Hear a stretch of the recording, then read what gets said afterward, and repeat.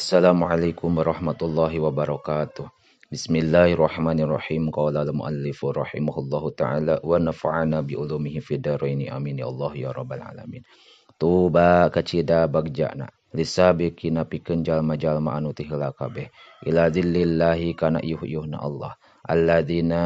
tegasna jalma-jalma untu anu dibere ieu ladina al haqqo kana hak qabiluhu maka narima ieu ladina kana hak wa ida su'iluhu sareng di mana-mana ditanya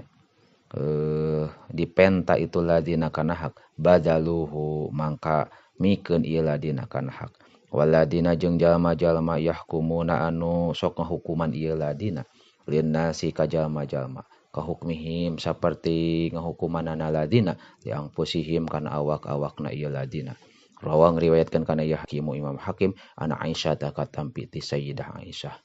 tuba kacida bagjana liman pikeun jalma bata anu sapeuting hajan eta munggah haji wa asbaha sareng isuk-isuk ieu man ghajian eta perang rajulun tegasna lalaki masturun anu ditutupan naon nyalin anak kerobina muta'affifun anu ngaraksa tina haram qani untur anu ngalap cukup bil yasiri ku saeutik mina dunya tina perkara dunya yadkhulu asub itu rajul alaihim ka jalma-jalma dohikan bari nasri wa yakhruju sareng kaluar ieu rajul minhum ti itu jalma-jalma dohikan barina anu seuri pawalladi mangka demi Allah nafsi anu nguruskan awak kami biadihi kalawan kakawasaan ladi innahum sayaktosna itu jalma hum tegasna itu jalma teh al hajuna eta anu haji kabeh al ghazuna anu perang kabeh fisabilillahi dina ngaluhurkeun agama Allah azza maha mulia Allah wa jalla sareng maha agung Allah rawahu ngariwayatkeun kana ieu hadis Ad-Dailami Imam Dailami an Abi Hurairah katampi ti Abi Hurairah tuba kacida bagjana liman pikeun jalma tawadhu'a anu handap asor ieu man fi ghairi mangqasatin dina lian tempat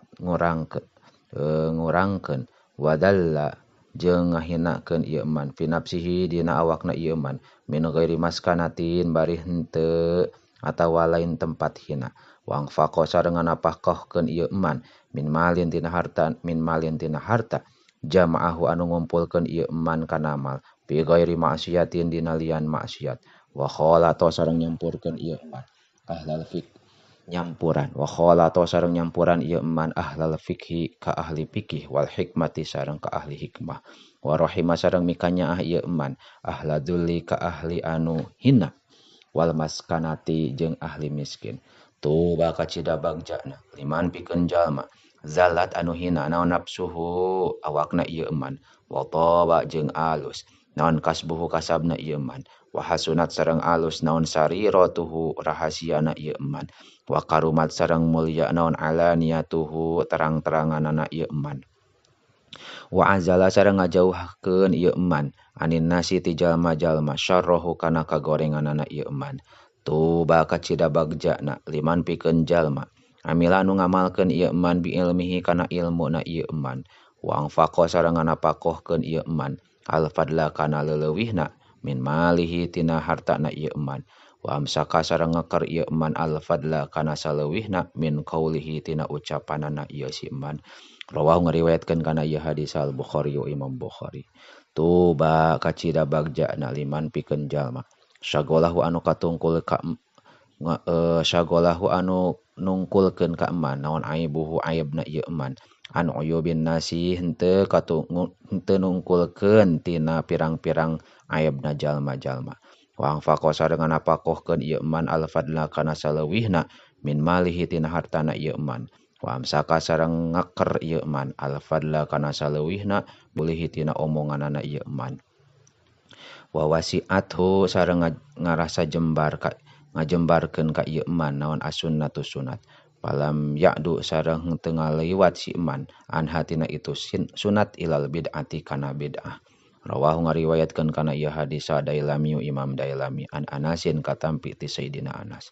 tuba kacida bagjana liman pikeun jalma malaka anu ngamilik ieu man lisanahu kana lisana man wa wasi'ahu sareng ngalegakeun ka ieu man naon baituhu imahna ieu eman, wa baka sareng ceurik itu eman, ala khati'atihi kana kasalahanana ieu si eman. Rawahu ngariwayatkeun kana ieu hadis at-Tabrani Imam Tabrani an Saubana katampi ti Sauban.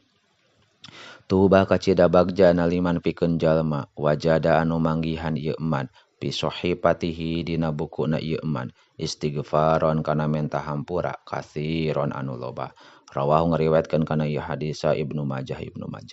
Tuba kacida bagjana syajaratun ari hiji tangkal fil jannati di surga masyiratu mi'ati amin eta lalakon 100 tahunan. Siabu ahli jannati ari pakaianana ahli surga takhruju eta kaluar ieu siab min akmamiha tina pirang-pirang dahana itu syajarah. Rawahu ngariwayatkeun kana ieu hadis Ibnu Hibban an Abi Sa'idin katampi ti Abi Sa'id. Tuba kacida bagjana syajaratun ari hiji tangkal fil jannati di surga gorosaha malakana ieu syajarah saha Allah Gusti Allah biadihi kalawan kakawasan Allah wa nafakha sareng niupkeun Allah fiha kana itu syajarah min ruhihi tina ruhna Allah wa in agsonaha jeung sayaktosna pirang-pirang dahana itu syajarah la tura eta katingali ieu agson min warai aswaril jannati tina satu kangen pirang-pirang bentengna surga tumbitu bijil naon al-huliyu pakaian anu aralus wasimaru sareng pirang-pirang buah mutadalliyatun eta anu ngagarantung ala afwahiha dina pirang-pirang tungtungna itu syajarah. Rawahu ngariwayatkeun kana ieu hadis sa Ibnu Mardaweh an Ibnu Abbasin katampi ti Ibnu Abbas. Al-ta'imu ari jalma anu dahar asyakiru anu syukuran khairun eta leuwih alus minas sabiri shaimi tinimang jalma anu sabar as-shaimi anu puasa. Rawahu ngariwayatkeun kana ieu hadis Abu Hurairah. At-tahuru ari susuci syatrul imani eta saparona tina iman. Walhamdulillahi sareng ari lapad alhamdulillah. Tamla'u eta minuhan ieu lapad al-mizana kana timbangan. Wa subhanallahi sareng ari lapad subhanallah. Walhamdulillahi sareng lapad alhamdulillahi. Tamla'ani eta minuhan ieu kalimah ma kana perkara baina sama'i anu aya di langit wal ardi sareng di bumi. Washolatu sareng ari sholat nurun eta cahaya. Wasodaqatu sareng ari sodaqo burhanun eta jadi dalil. Wasobru sareng ari sobar diaun eta jadi cacaang. Wal Qur'anu sareng ari Qur'an hujjatun eta jadi hujjah laka pikeun anjeun au alaika atawa madarat pikeun anjeun. Kullun nasi ari sakabeh jalma yagdu eta leumpang ieu nas pabaiun mangka ngajual nafsahu kana awakna ieu kul pamu'tikuha mangka ngamerdekakeun kana ieu nafsu au mu bikuha atawa ngaruksak kana ieu nafsu. Rawahu ngariwayatkeun kana ieu hadis saha Abu Malik al-Asy'ari wallahu a'lamu bissawab.